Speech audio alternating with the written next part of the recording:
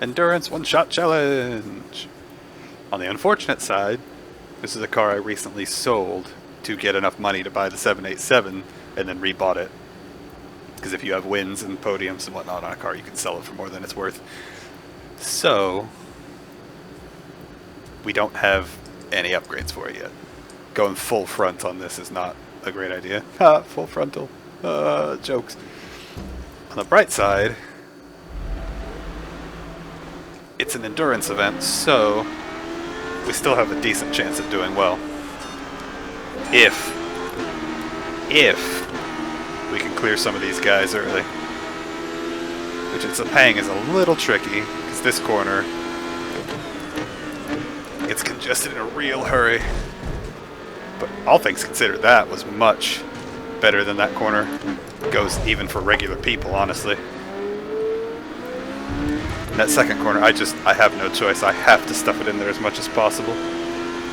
Because the AI will make you basically stop to go through it if you wait for them. That's not ideal. I don't think I've ever been passed by an AI before. That was interesting, to say the least.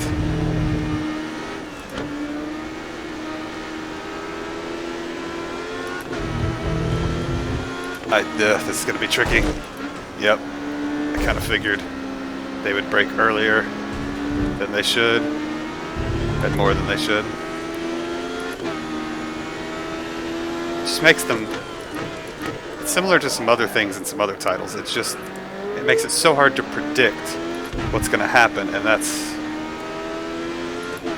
interesting for people who don't.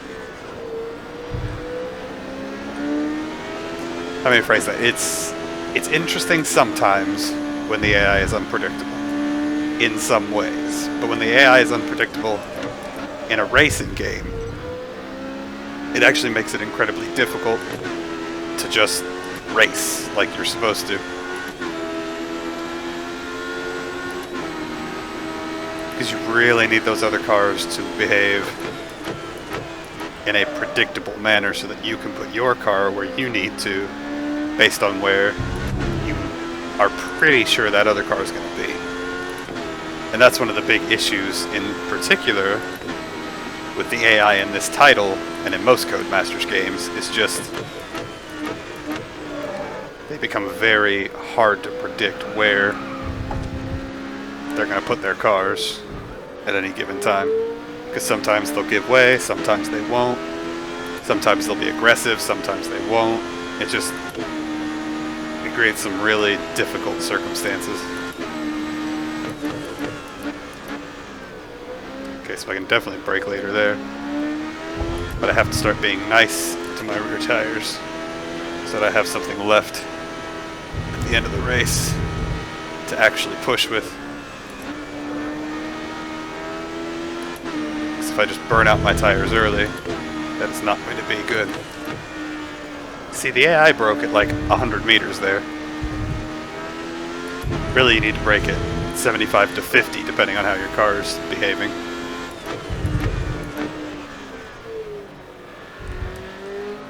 So it's one of those situations where I don't know enough about the AI to bother remembering where it brakes. Not to mention the fact that a lot of the different AIs will brake at different points. So it just makes it so tricky to put your car in the best possible spot, given the situations. I got a good exit there. I could have pushed that a lot harder. But that's alright. Enough about the AI, now we just cruise. Try and be as smooth as possible, while still being very quick. Minimizing our wheel spin everywhere that we can to try and specifically save those rears as much as possible. Because the fronts will mostly be fine. You just have to keep them from locking up into corners. And with a 50-50 weight or brake distribution, since I don't have the bias adjustment I want, means it should actually be pretty difficult to lock up the fronts alone. unless I just brake way too hard for a particular corner. I'm doing pretty good with my rears so far.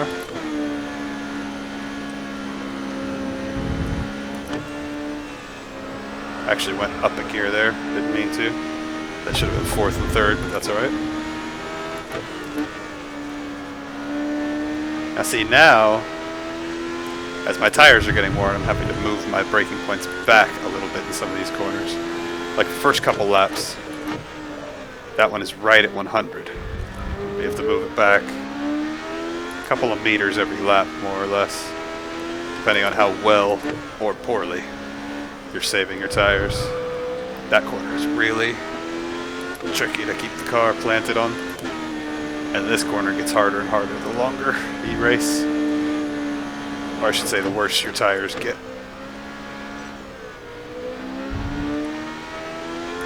The way I really want to brake for that corner is a little too aggressive for when tire wear is on.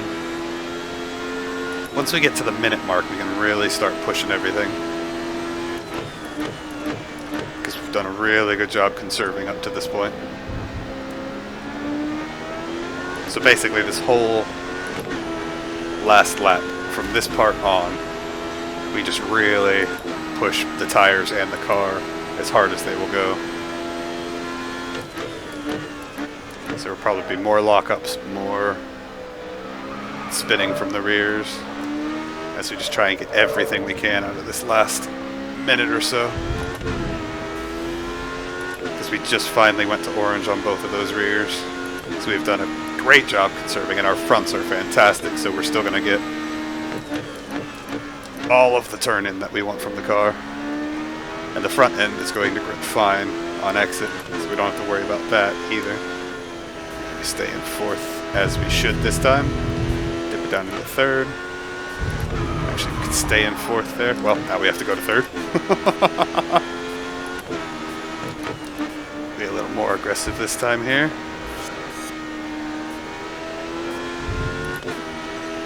Now with the amount of time left, we can be really aggressive here. Again, be really aggressive on exit. Just chew up those rears, because we do not care about them now. We just care about getting as much time as possible. Only gold. That is really unfortunate. I was really hoping that would be good enough for platinum. I think I needed to push a little bit more at the start. We were close to platinum. We were only 2,000 feet away. Probably 3 more turns would have gotten us that. That's alright. Considering our car is only level 7, that was not bad at all.